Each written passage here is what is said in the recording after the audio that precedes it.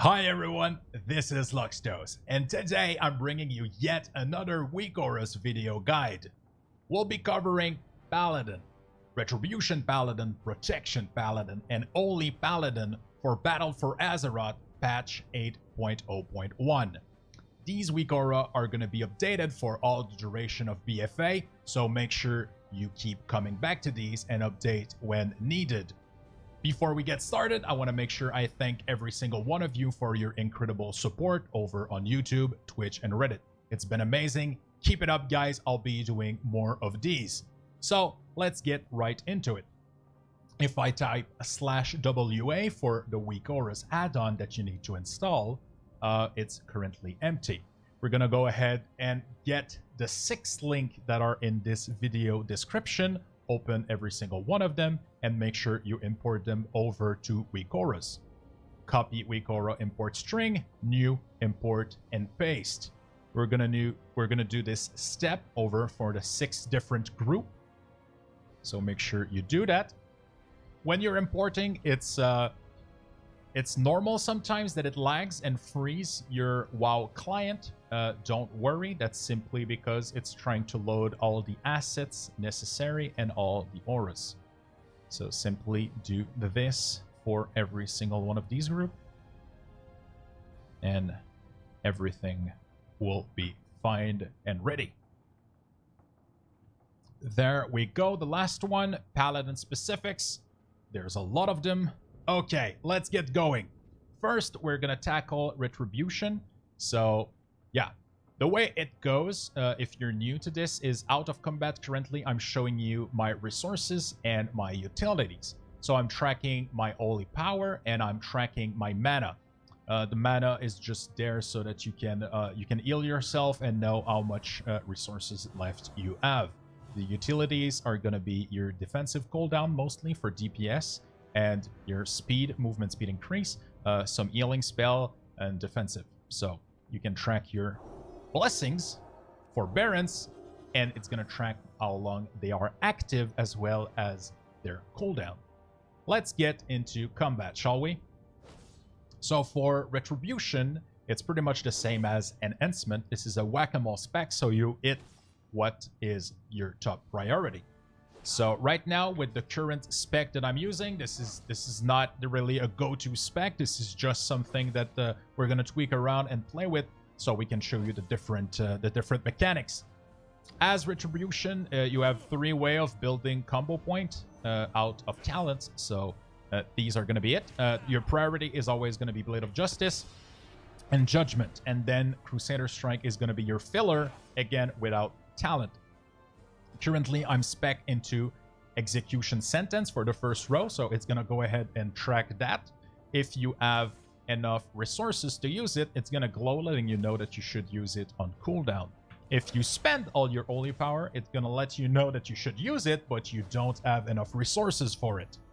If we are tracking Righteous Verdict, it's simply going to track the stacking window, because you need to queue your Templar's Verdict back to back into the same window. So if we use Templar's Verdict, it's letting you know you have the buff, that you should probably wait for it to be about almost over before applying a new one. You're gonna wonder where the hell is Templar Verdict and Divine Storm, since those don't have cooldown. What I'm simply doing is I'm tracking your current holy power. As soon as it goes white or orange, which means you're capped, you should use your finisher. Simply watch for this to go yellow and you'll be able to know when to use your finisher. Your rotation is mostly going to be based around building resources and spending them. Make sure you do the right priority for the building part. If you go Zeal, well, instead of placing a hole in the rotation, we're simply going to track Zeal, even if it's not really useful. I'm tracking Fires of Justice to let you know that you have a reduced holy power finisher. And I'm tracking also Hammer of Wrath. Hammer of Wrath is going to be a lower priority than Blade of Justice. So if you're able to use Hammer of Wrath, for example, in Avenging Wrath, it's going to let you need to press Blade of Justice first, and then it will let you know you can Hammer of Wrath. Make sure you don't overcap on resources, but as soon as Blade of Justice is going, as soon as Hammer of Wrath is available, you can press it, and if Blade of Justice is available, depending on the amount of combo points that you have, of course, because Blade of Justice is not going to glow if you have 4, only if you have 3, and then you can fill with Armor of Wrath. So that's pretty simple. Repentance and Blinding Light are simply going to be interrupts. Divine Judgment is simply going to track the stacking buff on yourself. Consecration is going to add a new builder to your rotation, so after these two, you can simply press Consecration for your new builder. Right now, I got a proc of Divine Purpose, so it's letting me know I can use a free Templar's Verdict or whatever finisher you want to use. This row is going to track a defensive cooldown and simply increase the number of stack on Divine Steed. This row is going to be tracked for Holy Word, and for Selfless Healer is going to track the amount of stack, and it's going to glow as soon as you hit the maximum stack for your Flash of Light to be instant cast. Divine Purpose is working like I just showed you. Crusader is simply replacing Avenging Wrath, and Inquisition is adding a new layer to the spec, which is applying a stacking, an uptime buff. It's going to let you know that it's currently missing, so if you press it, it then tracks the current duration and lets you know when you need to reapply it. So for Retribution, that's pretty much all there is to it. It's pretty straightforward, and it makes the spec a lot easier to play. One last thing for Wake of Ashes, which I just saw that I forgot. It's just gonna let you know when that you can safely use it without overcapping. So if you're at 1 and Blade of Justice is on cooldown, it's gonna let you know you can use it. If Blade of Justice is off cooldown, but you're at 0, actually, if it is on cooldown and you're at 0 and Wake of Ashes is off cooldown, then it's going to let you know that you can use it. So that's all there is to Retribution. Let's go over Protection. Protection is going to use a similar building system, but it's not going to be as much of a building resources. It's about resetting your abilities. So you currently have 2 stacks of Judgment, but Avenger Shield is not being used. So you need to press it first, and then you can start doing Judgment to make sure you get a chance on proccing the reset. Consecration is reducing the damage you take by a lot, so it's going to be very important that you keep it up. It's going to be glowing, letting you know if the buff is missing or if the duration of Consecration is about to run away. If you move out of Consecration, it's going to let you know that you should reapply it. And if the duration is about to run off, it's going to do the same thing. So moving in and out removes the glow. And that's pretty much all there is to it for these 3. Armor of Righteousness, or if you pick Blessed Armor, is simply going to be here, letting you know the cooldown, the stacks. It's never going to glow because it's a filler. And Shield of the Righteous is also not going to glow because it is situational. You want to press it when you need it, and you might want to keep your stacks. It's going to let you know how many stacks you have, and it's going to let you know the duration with this nice bar over here, with the duration of every single one that you use. Seraphim is also going to track the amount of stack that you have on Shield of the Righteous, because these consumes 1 or 2 stacks. Of course, you only want to use it with 2 stacks, so you can look at it real quick, see that you have 2 stacks, press it, and it's going to activate the tracking. Hand of the Protector, or Light of the Protector, is simply going to be tracked here. So you simply have to use it whenever you need it. Bastion of Light is simply going to be a tracking cooldown on here. Judgment is simply going to add a 2, so 2 charge. Blessing is going to replace Blessing of Protection, so you're going to be able to change. It's going to change the icon automatically, and it's going to let you know that you can use it or not, and it's going to track if it's active. And other talents, so Aegis of Light is going to track as a cooldown, which is right now. It's going to let you know that it's casting, so it's glowing, so make sure you don't move if you don't want to break it. And that's all there is for Protection.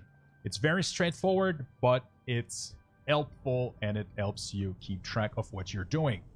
Let's move over to the last and final spec, Holy. Holy is going to use the same set of rules as every other healer, so all resources and important information are going to be laid out of combat. The reason is you could want to heal someone that is not in combat during a dungeon or an arena or something like that. So I want to keep them active. If you want to change those, I'll be making a specific video on how to customize my WeakAura, but you can also click on every single one of the holy icon and simply check in combat if you want them to go away out of combat. So we're going to start with holy rotation. I'm going to keep track of Holy Shock, of course, and Light of Dawn. So these two are going to go on cooldown if you use them. If you have Divine Purpose, which I got lucky and I got a proc, it's letting me know I can use it again for free. I'm tracking Infusion of Light, so it's letting me know that I can cast either a Holy Light or a Flash of Light with bonus effect every time that I press Holy Shock. Currently, I'm tracking Crusader Strike. That's because I'm using Crusader's Might. If I change to Bestow Fate, it's going to track Bestow Fate because you don't really need to track anymore your Crusader Strike. You can just press it whenever you want to because they don't affect your rotation. Bestow Fate is simply going to let you know when the heal is going to occur. And that's going to work for anyone in your group. So if you place it on your tank, it's going to let you know how long before your tank is getting healed. Light Hammer is just going to place it on cooldown. It's letting you know the duration that it has. And then it's going to desaturate and place itself on cooldown. Roll of Law is simply going to track here as a specific paladin. So as soon as you press it, it lights up, letting you know that it's active, and then it goes back to being on cooldown, and it's desaturated if you have 0 stacks.